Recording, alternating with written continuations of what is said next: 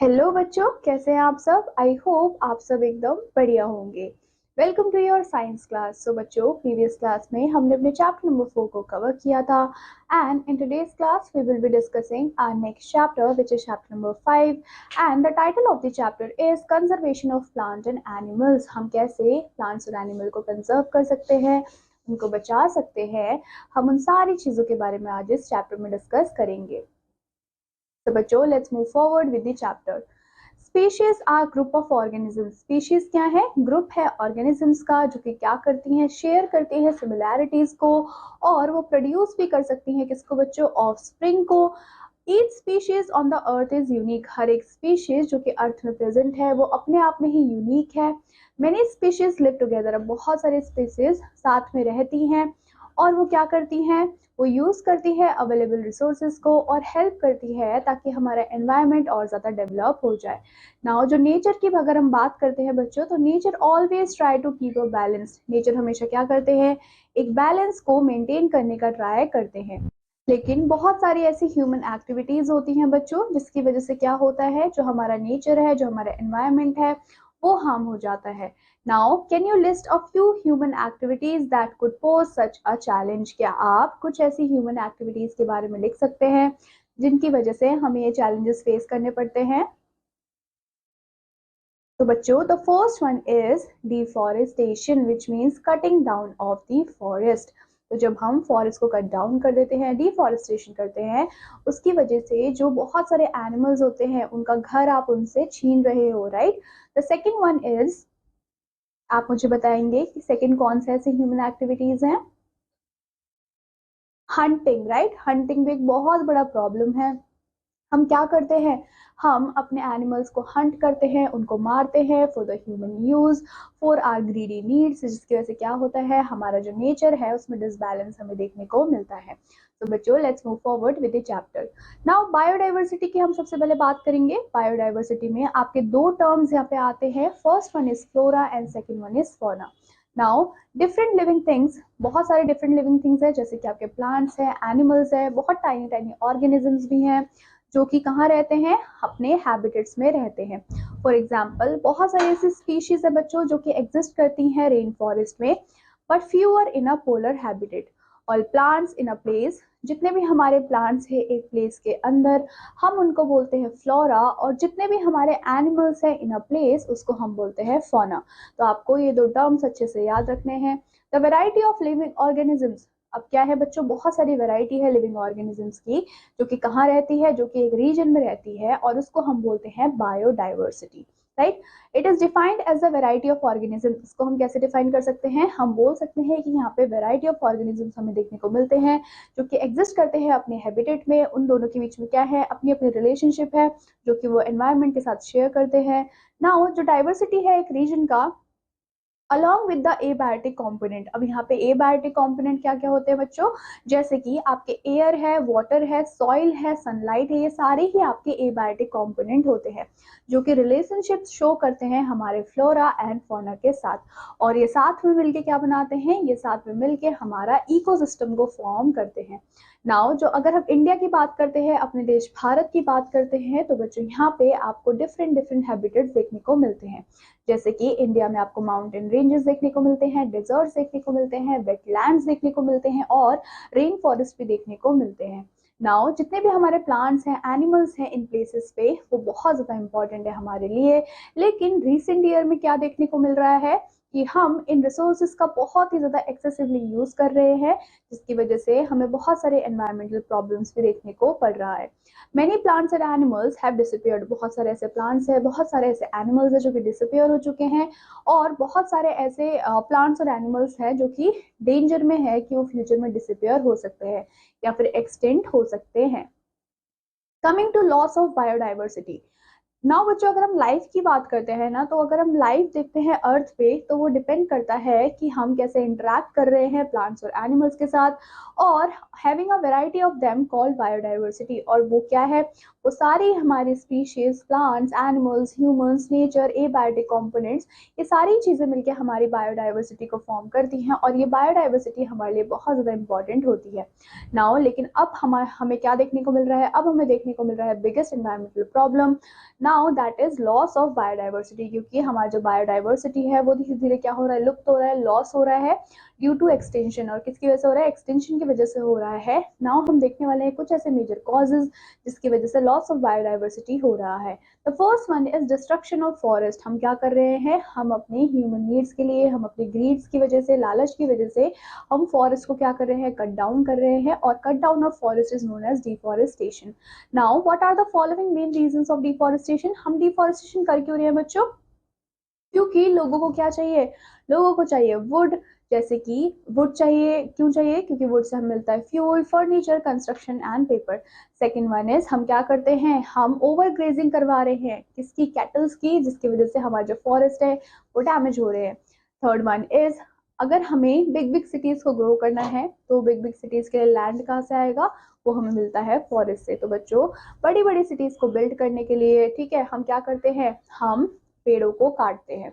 Then जो forest है बच्चों, हम उनको क्लियर कर रहे हैं ताकि हम रोड बना पाए, रेलवेज बना पाए, डैम्स बना पाए। ये सारे ही रीजन है हमारे डिफॉरेस्टेशन के। Now destroying forest has many bad effects. अब जब भी आप कोई चीज करते हो तो उसके अगर कुछ गुड इफेक्ट्स हैं तो कुछ बैड इफेक्ट्स भी होते हैं, राइट। तो इसके हमारे बैड इफेक्ट्स क्या देखने को मिलेंगे आपको, जो सॉइल है बच्चों वो बहुत ज़्यादा लूज हो जाएगी और वो बहुत ईजिली विंड उड़ा के ले जा सकती है, जिसकी वजह से आपको सॉइल इरोजन भी देखने को मिलता है।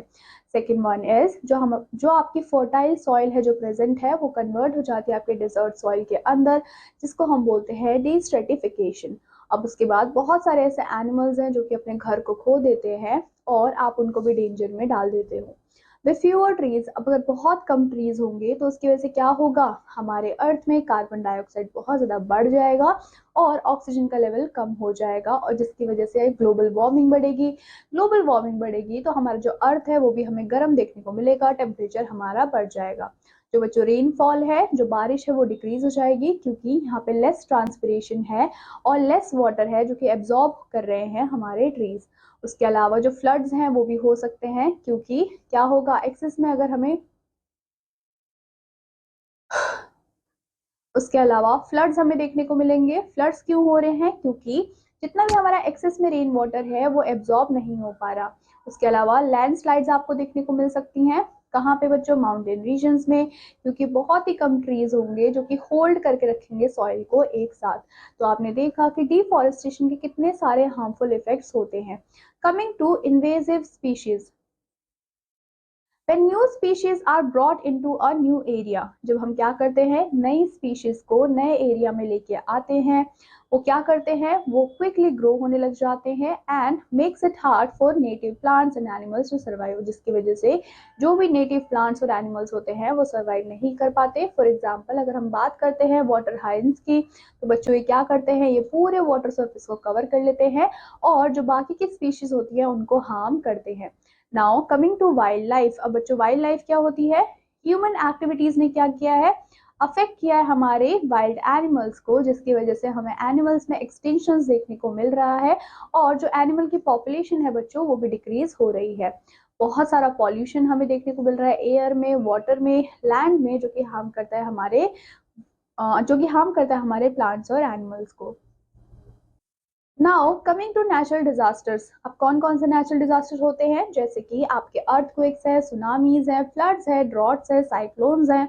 ये क्या करते हैं, ये रिड्यूस कर देते हैं number of plants and animals in many areas. उसके अलावा जो ह्यूमन और नेचुरल एक्टिविटीज होती हैं बच्चों, उसकी वजह से भी क्या देखने को मिल रहा है, हमें ग्लोबल टेम्परेचर्स देखने को मिल रहे हैं, जिसको हम बोलते हैं global warming, which has affected many species, और इसकी वजह से बहुत सारी स्पीशीज भी अफेक्ट हुई हैं। फॉर एग्जाम्पल अगर हम बात करते हैं पोलर बियर की, जो कि किस पे डिपेंड होता है, जो कि डिपेंड होता है हमारे आइस पे और स्नो पे, और वो अब हमें बहुत ही कम देखने को मिलता है। क्योंकि जितने भी हमारे स्नो कैप्स है वो मेल्ट हो रहे हैं, आइस जो है वो जम नहीं रही है, तो उसकी वजह से जो पोलर बियर है बच्चों वो भी लुप्त होते चले जा रहे हैं।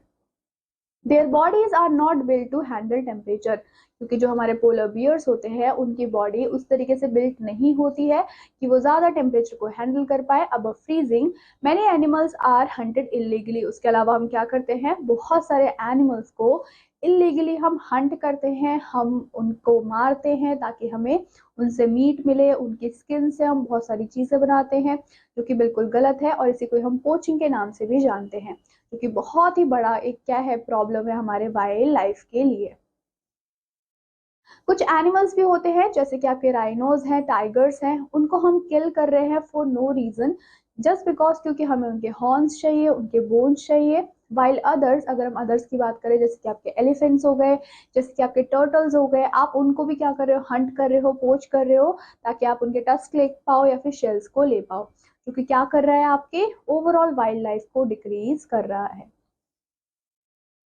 Now coming to how can we conserve our rich biodiversity. अब बच्चों, हमारी जो बायोडाइवर्सिटी है वो तो बहुत रिच है, हमें पता है, लेकिन हम उस बायोडाइवर्सिटी को कैसे कंजर्व कर सकते हैं, कैसे बचा सकते हैं, हम अब देखने वाले हैं। नाउ कंजर्वेशन का मतलब क्या होता है बच्चों? कंजर्वेशन का मतलब होता है कि हम प्रोटेक्ट कर रहे हैं, हम मैनेज कर रहे हैं किसको, एनिमल और प्लांट स्पीशीज को, ताकि हम उनकी डिसअपीयरेंस को प्रिवेंट कर पाए।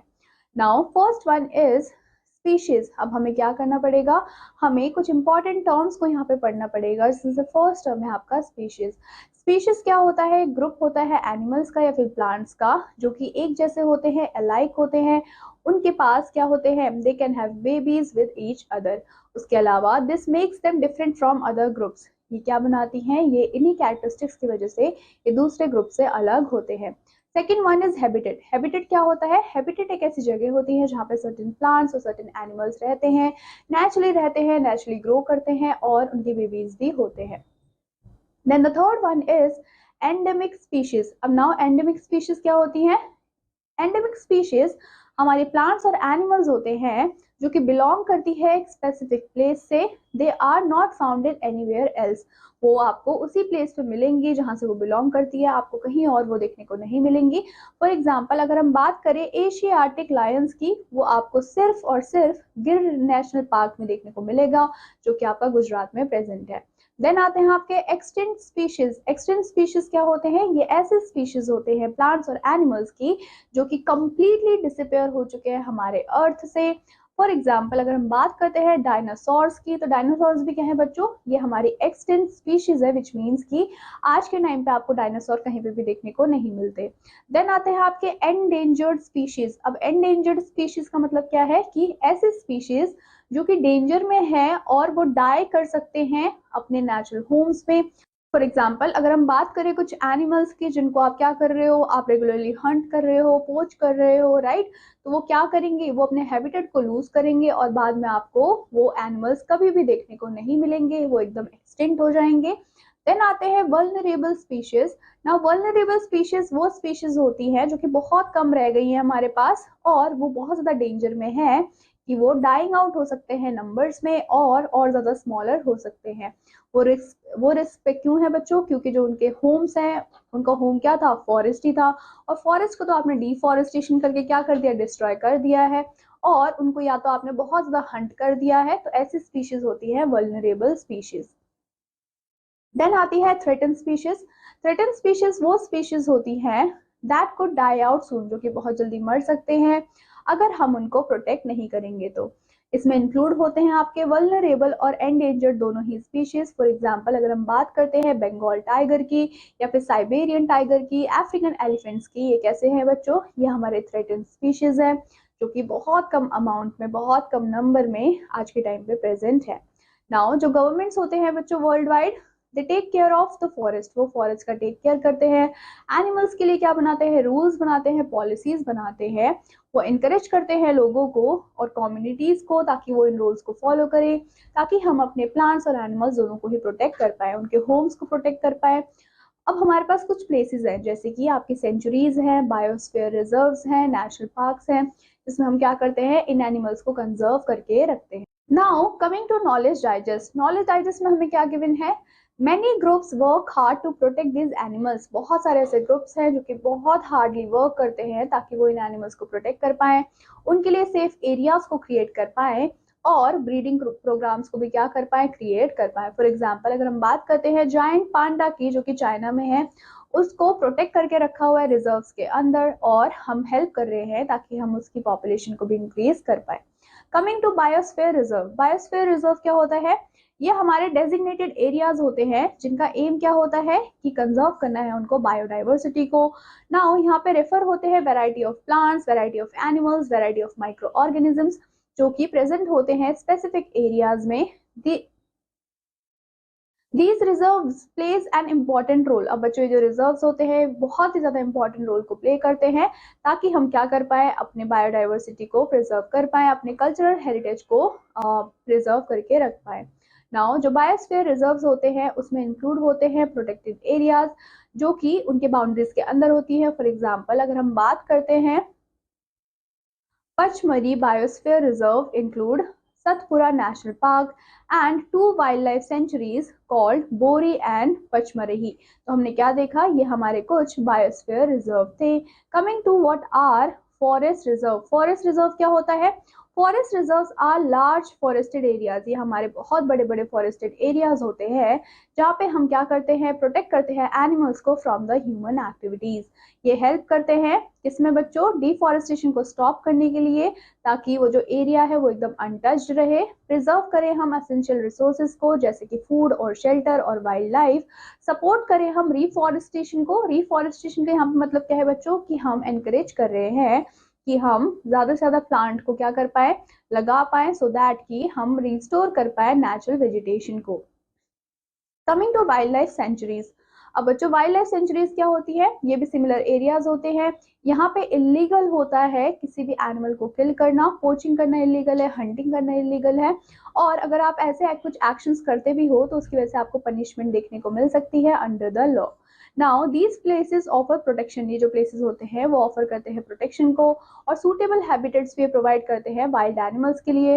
Local inhabitants are often allowed to engage in specific activities, हम क्या करते हैं, हम लोकल जो लोग होते हैं उनको भी अलाउ करते हैं कि वो कुछ स्पेसिफिक एक्टिविटीज में इन्वॉल्व हो सकते हैं, जैसे कि वो ग्रेजिंग करा सकते हैं लाइफ स्टॉक का, और कलेक्ट कर सकते हैं मेडिसिनल प्लांट्स और फायरवुड को। बहुत सारे ऐसे क्या हैं बच्चों, एंडेंजर्ड एनिमल्स हैं, जैसे कि आपके ब्लैक बग्स हैं, एलिफेंट्स है, राइनोसोर्स है, मार्श क्रोकोडाइल्स हैं। इनको प्रोटेक्ट करना बहुत ज़्यादा इंपॉर्टेंट है। अगर हम इनको प्रोटेक्ट नहीं करेंगे तो ये फ्यूचर में जाके एक्सटेंट हो सकते हैं। तो हमने क्या किया है, इंडियन सेंचुरीज हमने क्रिएट करी हैं जो कि फीचर करती है डाइवर्स लैंडस्केप्स को, including forest, mountain, river deltas. Unfortunately even protected forest face threats, लेकिन क्या होता है कि ये जो हमारे प्रोटेक्टेड फॉरेस्ट है वो भी फेस करते हैं बहुत सारी धमकियों को, थ्रेट्स को, for encroachment and destruction by near by residents, क्योंकि जो नियर बाय रेजिडेंट्स होते हैं वो क्या करते हैं, वो इनका डिस्ट्रक्शन कर देते हैं। Coming to national parks, now national parks क्या होते हैं, ये भी रिजर्व्स होते हैं, लार्ज और डाइवर्स एरियाज होते हैं जो कि प्रोटेक्ट करते हैं हमारे एंटायर इकोसिस्टम को, जैसे कि आपके प्लांट्स को, आपके एनिमल्स को, लैंडस्केप्स को, हिस्टोरिकल साइट्स को। अगर हम यहाँ पे एग्जाम्पल की बात करें तो यहाँ पे आपके लिए एग्जाम्पल है सतपुरा नेशनल पार्क, जो कि हमारे इंडिया का फर्स्ट रिजर्व फॉरेस्ट था, और इसको हम किस लिए जानते हैं, एक्सेप्शनल टीक ट्रीज के लिए ये बहुत ज्यादा फेमस है। India has over 100 national parks, अगर हम इंडिया की बात करें तो इंडिया में 100 से भी ज्यादा आपको नेशनल पार्क देखने को मिलते हैं। इसी वजह से यहाँ पे आपको अदर एग्जाम्पल्स भी गिवन है, जैसे कि आपके काजीरंगा नेशनल पार्क, उसके अलावा आपका Jaldapara national park, Corbett national park, Dudhwa national park और बंधावर्ग नेशनल पार्क। ये सारे क्या हैं, ये सारे ही आपके एग्जाम्पल्स हैं। Coming to zoological parks and botanical gardens, हम बात करने वाले हैं जूलॉजिकल पार्क्स की और बोटानिकल गार्डन्स की। तो बच्चों जो जूस होते हैं, जो चिड़ियाघर होते हैं, वो बहुत ज़्यादा इंपॉर्टेंट होते हैं ताकि हम रेज कर पाए अवेयरनेस को about the nature conservation. Some also function as breeding centres, कुछ ऐसे जू होते हैं जो कि ब्रीडिंग फंक्शंस की तरह, ब्रीडिंग सेंटर्स की तरह फंक्शन करते हैं, ताकि हम रेयर कर पाए और क्या कर पाए, वापस से ला पाए किसको, एंडेंजर्ड एनिमल्स को। सिमिलरली बोटानिकल गार्डन्स भी हमें हेल्प करती है ताकि हम कंजर्व कर पाए रेयर एनिमल्स को या फिर थ्रेटन प्लांट स्पीशीज को। They serve as a seed banks, वो कैसे होते हैं बच्चों, वो सीड बैंक्स की तरह हमें सर्व करते हैं, वो सीड को स्टोर करके रखते हैं of a various plant species, और ऐसी प्लांट स्पीशीज जिसको एंडेंजर्ड होने का खतरा है, विच मीन्स कि जो एक्सटिंक्ट हो सकती हैं। Now coming to project tiger. अब बच्चों प्रोजेक्ट टाइगर क्या था? One of the most important conservation program in India is project tiger which is started in April 1973। जो कि कब स्टार्ट हुआ था? अप्रैल 1973 में स्टार्ट हुआ था। इसका मेन गोल क्या था? इसका मेन गोल ये था कि फाइंड करना है नेचुरल टाइगर हैबिटेट्स को और क्रिएट करने हैं ऐसे प्लान्स को जिससे हम रिस्टोर कर पाए उनको और प्रिवेंट कर पाए उन टाइगर की एक्सटेंशन को। ये इनका क्या था बच्चों? ये इनका एम था। 9 साइट अक्रॉस इंडिया वर डेजिग्नेटेड। अब बच्चों 9 ऐसे उन्होंने साइट्स बनाए जो कि कंप्लीटली डेजिग्नेटेड थे टाइगर रिजर्व्स के लिए। Over the years the project has help restore habitats. Over the year क्या हुआ कि इस प्रोजेक्ट ने बहुत ज्यादा हेल्प करी हैबिटेट को रिस्टोर करने के लिए और टाइगर की पॉपुलेशन को बढ़ाने के लिए in that particular areas. Now coming to red data book. Red data book क्या था बच्चों? ये ट्रैक करता था एंडेंजर्ड प्लांट्स और एनिमल्स को, जो कि बहुत ज्यादा इंपॉर्टेंट टूल होता है ऑर्गेनाइजेशंस के लिए ताकि वो मॉनिटर कर पाए किसको? स्पीशीज को और कंजर्वेशन को। इन 2006 अगर हम बात करते हैं international union for conservation of nature IUCN की, उन्होंने रिलीज किया था एक रेड लिस्ट कवरिंग 40,168 स्पीशीज को, जिसमें से 16,1180 क्या थे बच्चों? ऐसे स्पीशीज थे जिनको हमने कंसिडर किया कि वो थ्रेटन स्पीशीज में आते हैं और 784 ऐसे स्पीशीज थे जो कि एक्सटिंक्ट हो चुके हैं। India is home for about, India जो है वो घर है अबाउट 49,000 प्लांट स्पीशीज के लिए, विच मीन्स कि 70% of which are critically endangered, जिसमें से 70% बहुत ही क्रिटिकली एंडेंजर्ड हो चुके हैं और 20% क्या है बच्चों? रिस्क पे है कि वो एक्सटिंक्ट भी हो सकते हैं, लुप्त भी हो सकते हैं। अब बच्चों ये जो हाइलाइट्स थे उन्होंने बहुत ही ज्यादा अर्जेंट नीड को शो किया कि हमें कंजर्व करना पड़ेगा, हमें कंजर्वेशन के एफर्ट्स लगाने पड़ेंगे ताकि हम क्या कर पाए? ओवरऑल जो बायोडाइवर्सिटी है उसको प्रोटेक्ट करके रख पाए। Now coming to knowledge digest. आपको क्या गिवन है? जो साइंटिस्ट थे बच्चों उन्होंने बहुत ही केयरफुली कलेक्ट किया DNA सैंपल्स को फ्रॉम एंडेंजर्ड और वैल्यूएबल स्पीशीज। अब इन सैंपल्स को हम यूज कर सकते थे as a genetic store for the future.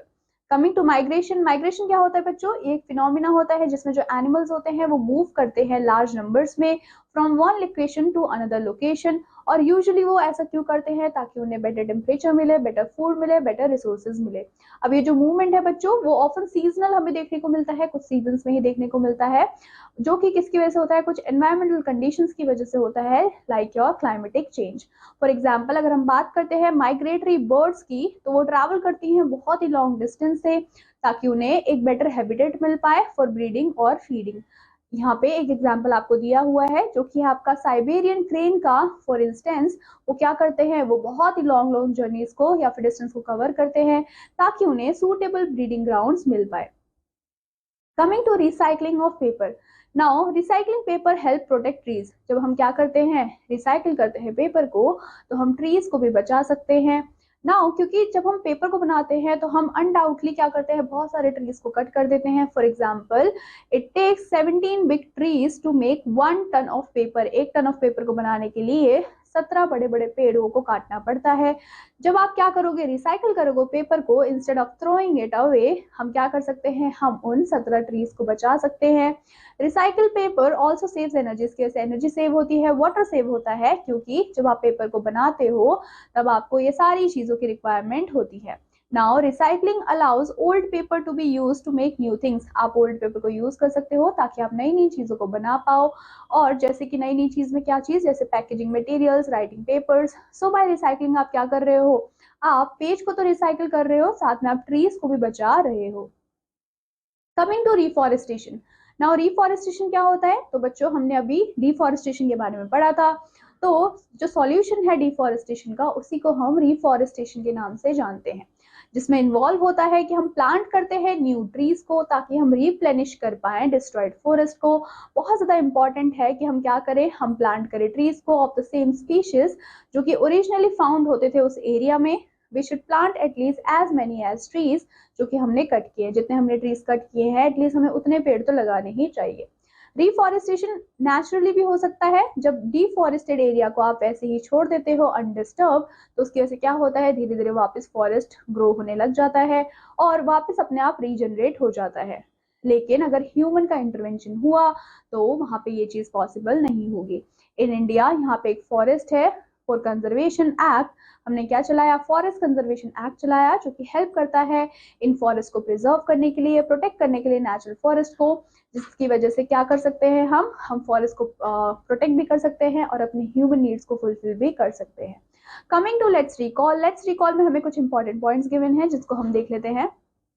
First point कहता है different living things live in different places. हर एक लिविंग थिंग अपने डिफरेंट प्लेसेस में रहती है। जैसे rain forest have many kinds of plants and animals, while polar region में आपको सिर्फ बहुत कम प्लांट्स और एनिमल्स देखने को मिलते हैं। बायोडाइवर्सिटी का मतलब क्या है यहाँ पे, कि हम वेराइटी ऑफ लिविंग थिंग्स की बात कर रहे हैं जो कि इंटरेक्ट करते हैं एक पर्टिकुलर प्लेस पे। जब आप क्या करते हो, कट डाउन करते हो फॉरेस्ट को, उसकी वजह से पॉल्यूशन होता है, उसकी वजह से हमारी जो बायोडाइवर्सिटी है उनमें हार्म देखने को मिलता है, उसकी वजह से ग्लोबल वार्मिंग भी होता है। Some plants and animals from other places and natural disaster can also harm biodiversity.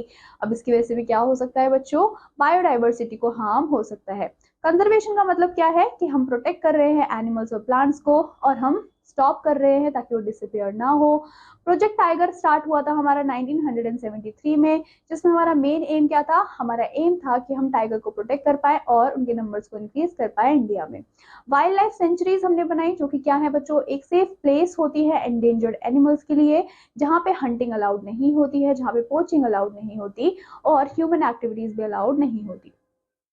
Reforestation क्या होता है, रिफॉरेस्टेशन का मतलब है कि हम प्लांट कर रहे हैं न्यू ट्रीज को और हम रिप्लेस कर रहे हैं कट डाउन ट्रीज को न्यू ट्रीज के अंदर। एनिमल माइग्रेशन क्या है, जिसमें एनिमल मूव करती है from one place to another place due to the climatic changes. Recycling अगर हम करते हैं पेपर का तो उसके से ट्रीज तो सेव होते हैं, लेकिन उसके अलावा हम एनर्जी को और वाटर को भी सेव कर सकते हैं। और आप रिसाइकल कैसे कर सकते हो, आप उनको कन्वर्ट कर सकते हो अगेन पेपर के अंदर या फिर पैकेजिंग मटेरियल्स के अंदर। सो बच्चों, that completes our chapter. I hope आपको ये चैप्टर समझ आया होगा and I hope you will revise it. I will meet you in your next class. Till then, take care and bye bye.